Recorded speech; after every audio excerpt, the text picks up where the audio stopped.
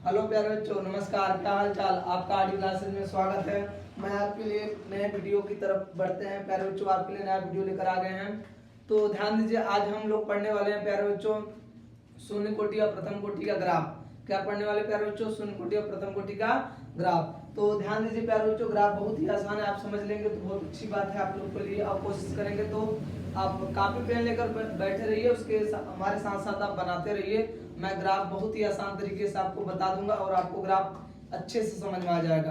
आप कहीं जाने की जरूरत नहीं है। आप आरडी क्लासेस से जुड़िए, आपको अच्छे से अच्छे कंटेंट हम देंगे और बोर्ड के लिए आपके बहुत बेहतर होगा। चलिए प्यारे बच्चों ध्यान दीजिए, हम लोग पढ़ते हैं। ध्यान दीजिए, पहले हम लोग पढ़ेंगे प्यारे बच्चों शून्य कोटि का ग्राफ। क्या पढ़ेंगे प्यारे बच्चों? शून्य कोटि का ग्राफ। तो चलिए ध्यान दीजिए प्यारे बच्चों, शून्य कोटि का ग्राफ कैसे बनेगा। आप लोग पढ़े, पहले तो आप लोग पढ़े होंगे समीकरण शून्य कोटि का, जैसे ए फॉर्मेशन उत्पाद है प्यारे बच्चों। तो इसका यदि आप लोग वेग नियम बनाएंगे तो शून्य कोटि का वेग नियम क्या था? वेग बराबर के T mass of A power क्या था प्यारे बच्चों? 0। मतलब प्यारे बच्चों वेग बराबर क्या है आपका यहाँ पर? क्या हो जाएगा? मतलब यदि ग्राफ शून्य कोटि में यदि ग्राफ सांद्रता और वेग के बीच में खींचा जाए, देखिए ये है सांद्रता और ये क्या है? वेग। यदि हम ग्राफ सांद्रता और वेग के बीच में खींचते हैं तो प्यारे बच्चों क्या होता है? देखें,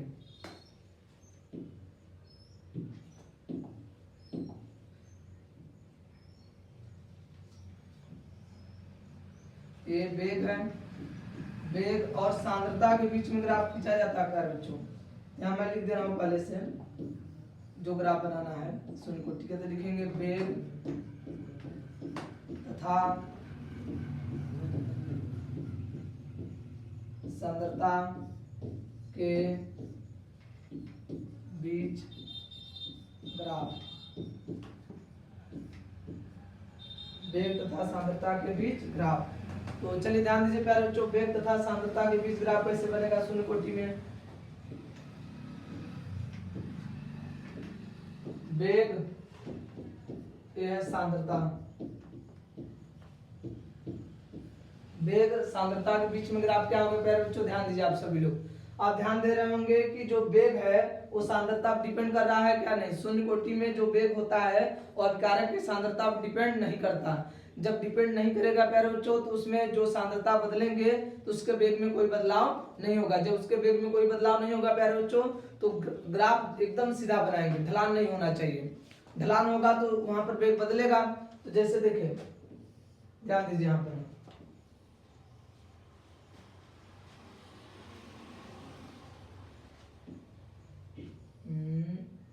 ध्यान दीजिए प्यारे बच्चों, देखिए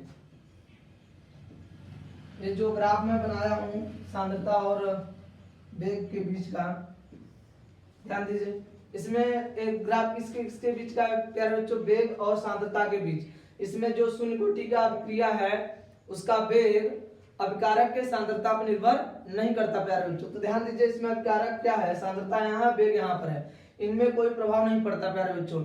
अब देखिए, तो सांद्रता बदलने पर अभिक्रिया के वेग पर कोई प्रभाव नहीं पड़ता। तो ग्राफ इस तरह से बनेगा प्यारे बच्चों। अब आगे ग्राफ बात करते हैं, अगला ग्राफ किस पे बात करेंगे प्यारे बच्चों? ध्यान दीजिए, अगला ग्राफ में प्यारे बच्चों ये शून्य कोटि का ही ग्राफ बता रहे हैं अभी। ये है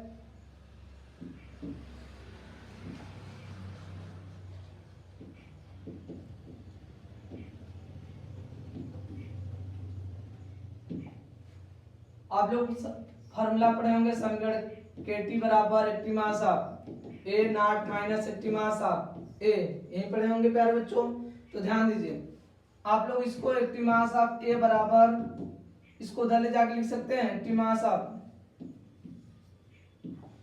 माइनस के T plus 80 mass of A not हो जाएगा प्यारे बच्चों। देखिए ये माइनस इधर लाएंगे, प्लस इधर जाएगा तो माइनस हो जाएगा। अब देखिए प्यारे बच्चों, हम लोग एक समीकरण पढ़े हैं y बराबर mx प्लस सी। क्या पढ़े प्यारे बच्चों? y बराबर mx प्लस सी। तो y बराबर m x प्लस सी। y मतलब 80 मास ऑफ ए कौन से एक्सिस में रहेगा? y एक्सिस में। और जो टाइम है कौन से एक्सिस में रहेगा? x एक्सिस में रहेगा प्यारे बच्चों। तो चलिए ध्यान दीजिए, ग्राफ को ध्यान दीजिएगा आप सभी लोग। ये जो है सांद्रता और समय के बीच का ग्राफ है प्यारे बच्चों, सांद्रता तथा समय के बीच ग्राफ। शून्य कोटि का ही ग्राफ है, सांद्रता और समय के बीच का ग्राफ है प्यारे बच्चों। तो इसमें ध्यान दीजिए आप सभी लोग, y एक्सिस में किसको रखेंगे, टी मास ऑफ ए को, x एक्सिस में किसे रखेंगे प्यारे बच्चों, t को। और यहाँ पर ग्राफ देखिए कहाँ से स्टार्ट होगा आपका ग्राफ। अब इसमें ग्राफ में ध्यान दीजिए प्यारे बच्चों, यदि यहाँ c का मान 0 होता, c का मान क्या होता प्यारे बच्चों, 0 होता, तो जो यहाँ पर लाइन मतलब जो ग्राफ चलता है वो मूल बिंदु से चलता। अब यहाँ तो c का कुछ मान है, c का मान है तो c का मान जो है प्लस में है, c का मान किस में है प्यारे बच्चों, प्लस में है। तो c का मान जब प्लस में है तो मूल बिंदु से कहाँ मिलेगा, ऊपर।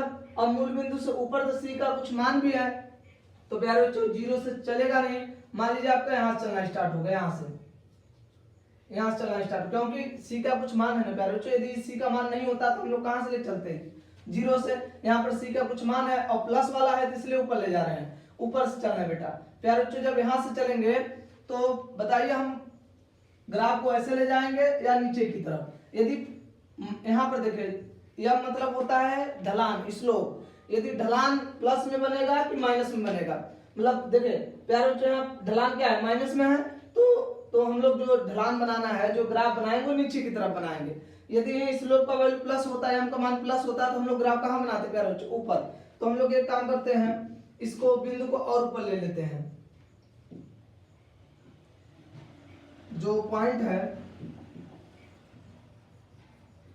आप देख रहे हैं, C जो है, C का मतलब होता है कि लाइन कहां से ग्राफ चलेगा।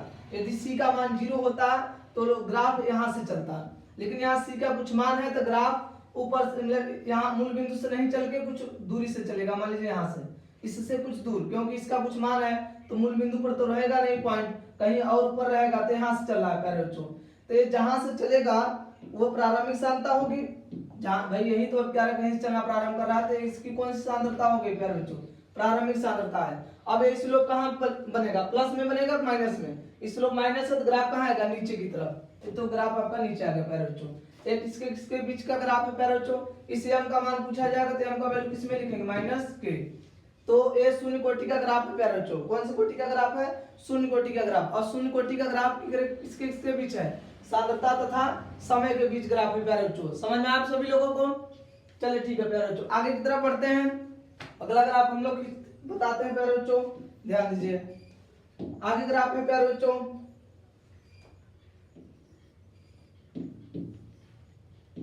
अर्धायुकाल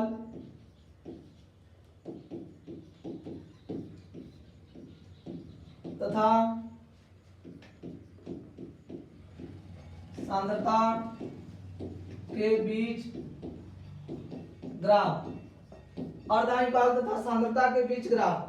तो आप लोग जानते हैं प्यारे बच्चों कि जो अर्धायुकाल होता है, शून्य कोटि का जो अर्धायुकाल होता है अभिकारक के प्रारंभिक सांद्रता पर निर्भर करता है। मतलब शून्य कोटि का जो अर्धायुकाल होता है अभिकारक के सांद्रता के, अभिकारक के प्रारंभिक सांद्रता के अनुगुणानुपाती अर्थात समानुपाती होता है। जितना अर्धायुकाल बढ़ेगा, जितनी सांद्रता बढ़ेगी उतना अर्धायुकाल बढ़ेगा। मतलब आप लोगों को लिखवाए होंगे, ध्यान दीजिएगा, t half proportional active mass of A या ए, समझ रहे हैं प्यारे बच्चों। यदि इसका मान बढ़ेगा तो इसका भी मान बढ़ेगा, साथ साथ है दोनों। तो ग्राफ कैसा बनेगा प्यारे बच्चों, ध्यान दीजिए सभी लोग। इसके बीच ग्राफ है अर्धायुकाल, ये है आपका टी हाफ और ये क्या है, ए सांद्रता। अब बताइए प्यारे बच्चों ग्राफ कैसे बनेगा। अब ग्राफ जब दोनों साथ साथ बढ़ेंगे प्यारे बच्चों, तो यहां से लेकर चलेंगे ऊपर की तरफ। देखिए अब ध्यान दीजिए, ये जो ग्राफ खींचा गया इसमें देखेंगे दोनों साथ साथ बढ़ रहे हैं। देखिए आप ध्यान दीजिए प्यारे बच्चों, यदि आप यहां से यहां तक आएंगे तो ए का मान बढ़ रहा है, तो देखेंगे टी हाफ का मान भी देखिए बढ़ रहा है। यदि आप यहां से यहां तक आ गए तब पर भी ए का मान बढ़ा, तो आप ध्यान दीजिएगा कि प्यारे बच्चों टी हाफ का मान भी बढ़ रहा है प्यारे बच्चों। यदि आप यहां से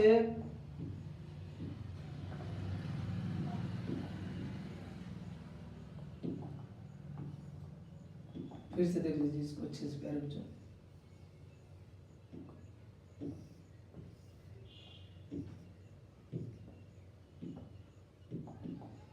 टी हाफ एक्टिव मास आप ए नॉट या ए लिख दीजिए प्यारे बच्चों, जो भी लिखना है ए लिख दीजिए। और जो सांद्रता होता है उसके बढ़ने पर दाएं काल का मान भी बढ़ रहा है, तो ग्राफ ऐसे बनेगा प्यारे बच्चों। इस ग्राफ से आपको क्या दिख रहा होगा, ध्यान दीजिए। आप यहां से यहां तक आएंगे तो ए का मान बढ़ेगा, तो टी हाफ का मान भी बढ़ रहा है। यदि आप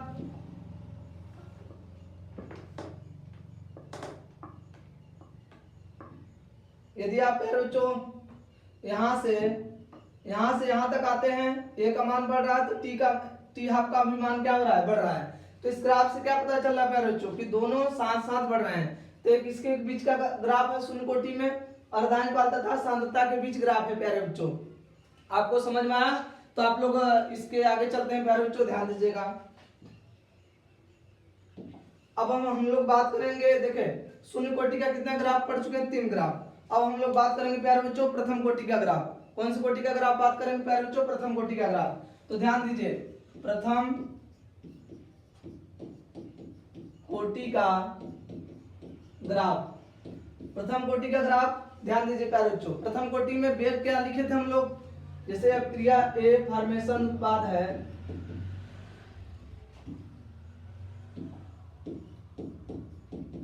तो हम लोग वेग बराबर क्या लिखे थे प्यारे बच्चों, वेग नियम में के active mass of A power 1। आप देख रहे थे वेग को जितना बढ़ाएंगे, मतलब सांद्रता जितना बढ़ाएंगे, वेग का मान भी उतना बढ़ेगा। तो दोनों साथ साथ हैं। तो प्यारे बच्चों यदि जब दोनों साथ साथ बढ़ेंगे तो ग्राफ कैसे बनेगा, अभी पीछे बताए हैं। जब दोनों प्रक्रियाएं साथ साथ बढ़ती हों तो ग्राफ ऐसे बनाते हैं प्यारे बच्चों। समझ में आया प्यारे बच्चों कैसे ग्राफ बनाना है? जब दोनों प्रक्रियाएं साथ साथ बढ़ेंगी तो ग्राफ को ऐसे बनाना है। चलिए ध्यान दीजिए, आप देख भी रहे होंगे। आप यहां से यहां तक आएंगे तो ए नॉट का मान बढ़ रहा है, मतलब ए का मान बढ़ रहा है, सांद्रता का मान बढ़ रहा है। यहां मैं सांद्रता लिख दे रहा हूं, सांद्रता का मान बढ़ रहा है, तो आप देखेंगे वेग का मान भी बढ़ रहा है। यदि आप यहां से यहां तक आएंगे,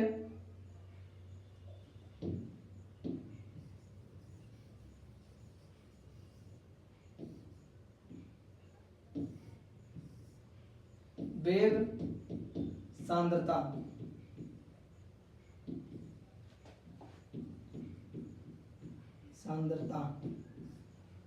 दोनों साथ साथ बढ़ रहे हैं प्यारे बच्चों, तो इस तरह से ग्राफ बनाना पड़ेगा। यदि आप यहां से यहां तक आएंगे, देखेंगे सांद्रता का मान बढ़ रहा है, तो वेग का मान भी देखिए बढ़ रहा है। यदि आप यहां से यहां तक आएंगे तो देखेंगे सांद्रता का मान बढ़ रहा है। देखिए यहां से यहां तक लाइन है, सांद्रता बढ़ा है ना, तो वेग का भी लाइन देखिए क्या हो रहा है, बढ़ रहा है। तो दोनों प्रक्रियाएं क्या हो रही है प्यारे बच्चों, साथ साथ हो रही। तो प्रथम कोटि का ग्राफ है किसके बीच का, वेग तथा सांद्रता के बीच का ग्राफ है प्यारे बच्चों। किसके बीच का है, प्रथम कोटि का ग्राफ है, लेकिन किसके बीच का है, यहां मैं लिख दे रहा हूं वेग तथा सांद्रता के बीच ग्राफ। अब हम लोग बात करेंगे प्यारे बच्चों सांद्रता और समय के बीच का ग्राफ। प्रथम कोटि में सांद्रता समय के बीच के में ग्राफ, चलिए ध्यान दीजिए प्यारे बच्चों, सांद्रता तथा समय के बीच ग्राफ प्रथम कोटि का ही ग्राफ है सब प्यारे बच्चों, लेकिन किसके बीच खींचा जा रहा है,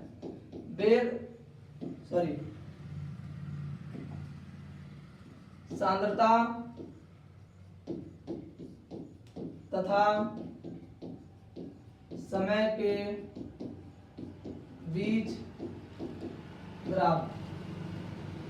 आप लोग प्रथम कोटि का समीकरण जानते होंगे प्यारे बच्चों, के टी बराबर मैं लिखवाया था log active mass of A naught, base में यहाँ ई था प्यारे बच्चों, minus log active mass of A base ई।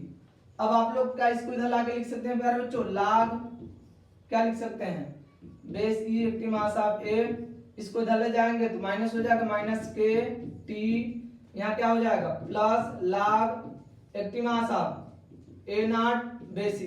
तो आप शून्य कोटि का अभी ग्राफ बनाए प्यारे बच्चों, ऐसे ही समीकरण उसमें प्राप्त किए होंगे, बस वहां log नहीं था। तो इसको कैसे लिखेंगे, तुलना करेंगे y बराबर m x प्लस c से। तो आप ध्यान दीजिए प्यारे बच्चों, y एक्सिस में किसको रखना पड़ेगा, log base e active mass of A को, और एक्स एक्सिस में किसे रखना पड़ेगा प्यारे बच्चों, टी को। तो पहले इस तरह से ग्राफ बना देते हैं।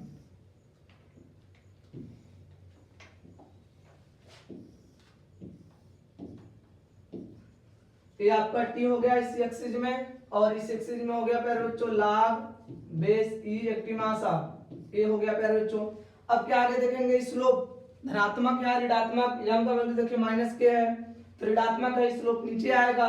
सी का मान क्या है, जीरो तो है नहीं, जीरो होता तो मूल बिंदु से चलते हैं, तो जीरो है नहीं। सी का मान कुछ है प्यारे बच्चों, और सी का मान जो है वो कौन से, देखिए सी का मान सब कहाँ मिलता है, एक्स एक्सिस में, सॉरी वाई एक्सिस में मिलेगा प्यारे बच्चों। कहाँ मिलेगा, वाई एक्सिस में। यदि सी होता है तो मूल बिंदु से चलते, सी बराबर जीरो होता है तो मूल बिंदु से चलते, लेकिन यहाँ सी का कुछ मान दिया गया है और प्लस में दिया गया है, तो वाई एक्सिस के कौन से डायरेक्शन में जाएंगे, प्लस में। तो प्लस में मान लीजिए यहाँ पर हम हैं इस पोजीशन पर, क्योंकि कुछ मान दिया गया है तो उस मान कुछ ना कुछ होगा, तो मान लीजिए मान यहाँ पर है इसका मान है log base e active mass of A not.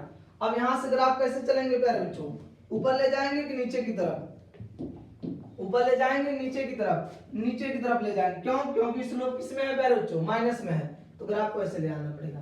तो ये आपका कौन सी कोटि का ग्राफ है प्यारे बच्चों, प्रथम कोटि का ग्राफ है। किसके बीच का है, सांद्रता तथा समय के बीच का ग्राफ है प्यारे बच्चों। इसमें बताइए प्यारे बच्चों यम का मान कितना है, यम स्लोप, यम का मान माइनस के है प्यारे बच्चों। यदि यहाँ बेस 10 के रूप में रखना होगा तो कैसे रखेंगे, अब सोचिए बेस 10 के रूप में बनाएंगे तो हम लोग कैसे बना सकते हैं। चलिए आगे की तरफ बढ़ते हैं, बेस 10 में कैसे करेंगे कन्वर्ट इसे। तो बेस 10 में कन्वर्ट करने के लिए प्यारे बच्चों ज्यादा कुछ है नहीं इसमें, ध्यान से केवल आपको समझना है। तो ध्यान दीजिए, इसका वैल्यू बेस 10 में चेंज कीजिए तो 2.303 log base 10 active mass of A. मैं आप लोगों को बताया था प्यारे बच्चों, यदि log बेस ई है, इसे log बेस 10 में चेंज करना चाहते हैं तो लिख सकते हैं 2.303 log बेस 10 हो जाएगा। तो log बेस ई जहां है वहां पर log बेस 10 करने के लिए आप यही वैल्यू लिख दीजिए।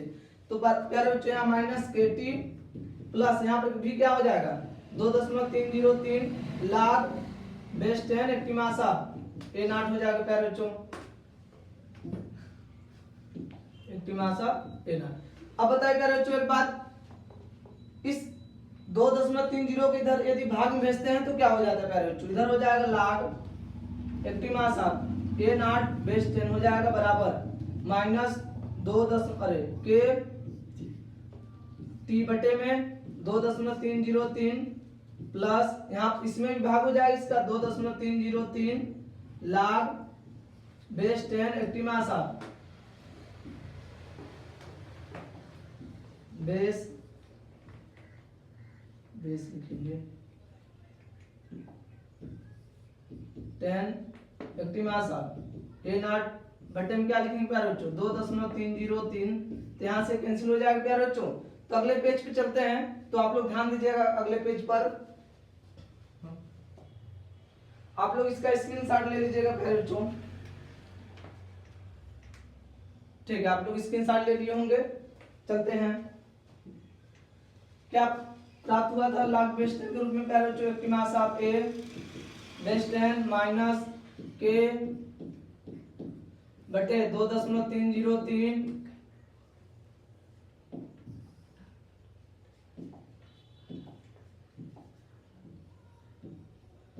T plus log base 10 active mass of A not. अब ग्राफ कैसे बनाएंगे, y बराबर एम एक्स प्लस सी, तो वही ग्राफ है प्यारे बच्चों, बस वहां क्या हो जाएगा,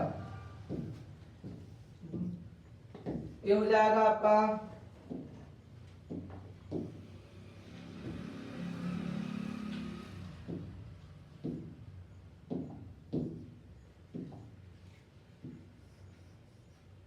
ये हो जाएगा प्यारे बच्चों, वाई डायरेक्शन में कौन है log base 10 active mass of A, x direction में कौन है टी।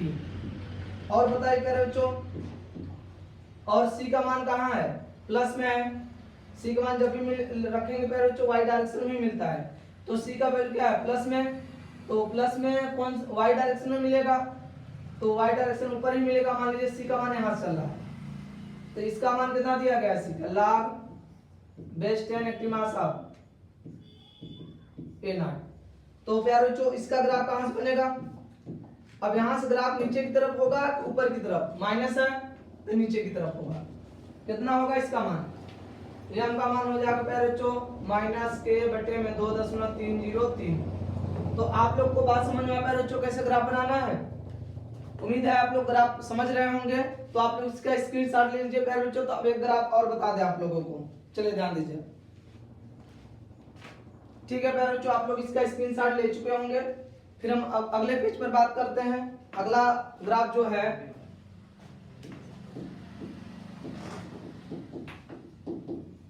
अर्धआयुकाल तथा